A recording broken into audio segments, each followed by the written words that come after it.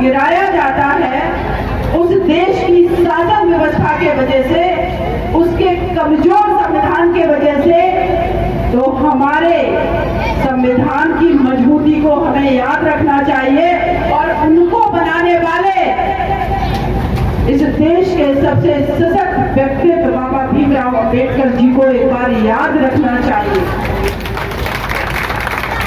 आए दिन पाकिस्तान में अस्थिरता रहती है, कभी भी कोई भी सरकार 5 साल तक नहीं चली, लेकिन बाबा साहब ने जो संविधान बनाया उस संविधान के तहत ही हमारे देश में शासन सत्ता का पिछले 75 सालों से संचालन होता आ रहा है। इस देश के अंदर कोई भी इतनी बड़ी ताकत नहीं है जो हमारे भारत के संविधान से बड़ी ताकत है। सब कुछ उसमें समाहित है और जिसको जितनी शक्तियां दी गई हैं, चाहे वो देश का राष्ट्रपति हो, चाहे प्रधानमंत्री हो, मुख्यमंत्री हो, कोई भी पदाधिकारी हो, भारत का सर्वोच्च न्यायालय हो, हर कोई भारत के संविधान से रेगुलेट होता है। ये सबसे बड़ी ताकत भारत के संविधान की है। आप सोचिए कि किस व्यक्तित्व ने संविधान बनाया, इतना स्ट्रॉन्ग संविधान कौन दे पाया?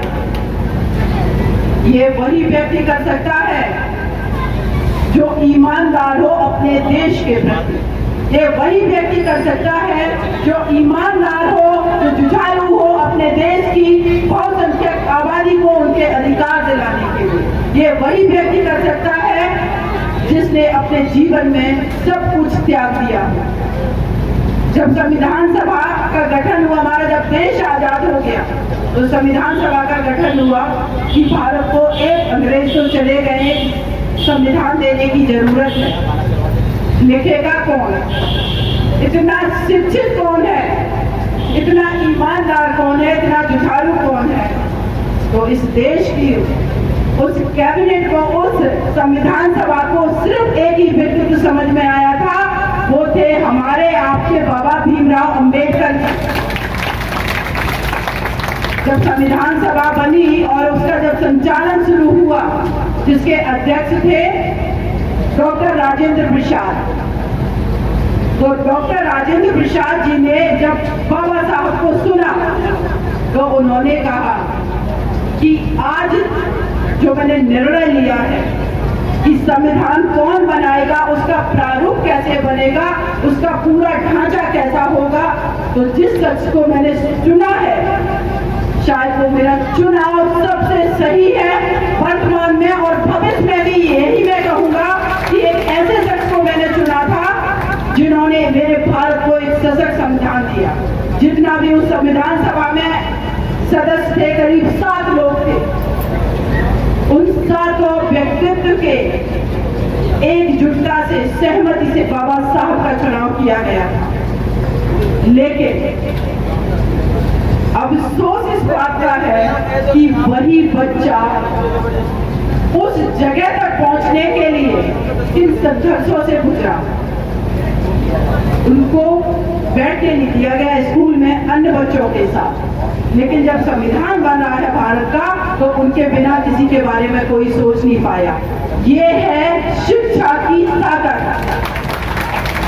ये है जागरूकता की ताकत, ये है आपकी ईमानदारी की ताकत, ये है आपके साहस की ताकत।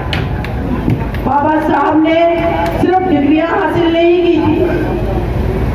आज भी बहुत लोग हैं एकेडमिक तरीके से अपनी स्टडी करके पीएचडी कर लेते हैं, बहुत सारी डिग्रियां हैं, लेकिन कभी सोचा कि इस देश के अंदर दूसरा कोई बाबा साहब जैसा क्यों नहीं बन पाया?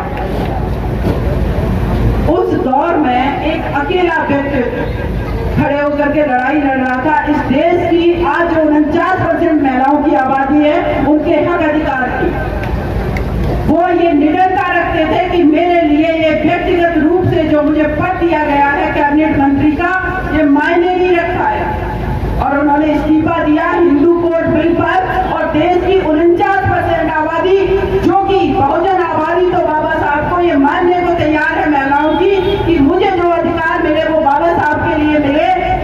लेकिन मनुवादी लोग अभी भी एक्सेप्ट नहीं करेंगे, स्त्रियां भी एक्सेप्ट नहीं करेंगी। बाबा साहब यही तो कहते थे कि अगर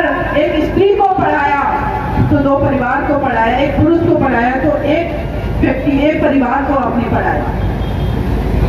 और मेरा ये मानना है कि आगे आने वाला भविष्य, इस देश की 49% आबादी किसी भी कार्यक्रम में अपने घरों में बाबा साहब की मूर्ति, उनके उत्थान के लिए, उनकी शिक्षा के लिए, उनकी जागरूकता के लिए उनके सामने, मुझे लगता है कि सुबह जब उठेगी और घर से ऑफिस से बाहर जाएगी कि ऑफिस जाने का अधिकार, स्कूल जाने का अधिकार, समाज में निकलने का अधिकार, बोलने का अधिकार, राजनीति करने का अधिकार बिना शिक्षा के संभव नहीं था, जो बाबा साहब ने दिलाया। आज सुप्रीम कोर्ट में भी 4 महिलाएं जज हैं। कैसे? अगर आपको शिक्षा नहीं मिलती आप वहां तक पहुंचती। हमारे देश की प्रधानमंत्री इंदिरा गांधी जी बनी, उन्होंने भी एक जगह कोट करके कहा था कि अगर शिक्षा का अधिकार महिलाओं को नहीं होता तो माता सावित्रीबाई फुले जैसी स्त्री अगर पहला विद्यालय नहीं बनाती तो इस देश में इंदिरा गांधी जी भी कभी प्रधानमंत्री नहीं बन पाती। लेकिन आज मैं आप लोगों से एक बात कहती हूँ, अभी मैंने डॉक्टर साहब को सुना, मिशनरी इंसान है, उन्होंने कितनी सारी चीजें बता दी। मुझे लगता है पूरा एक कमांड पैकेज, उन्होंने हर चीज को टच किया, सब कुछ बताया। हमारे आपके बीच आज बहुत विद्वान लोग हैं, हमें उनको सुनने की जितनी जरूरत है उससे ज्यादा अपने जीवन में उतारने की आवश्यकता है। अगर बाबा साहब की बात करें तो मुझे लगता है कि आज हम पूरी रात भी बोलेंगे तब भी कम है, और कितना कुछ बोलने को है उन पर। उन्होंने जो लिख दिया उस समय में, आज उन चीजों को प्रैक्टिकली हमें ग्राउंड पर उतारने की आवश्यकता है। अब हमें कोई संविधान लिखने की जरूरत नहीं है, वो एक ऐसा संविधान दे गए जिसको कोई तोड़ नहीं सकता।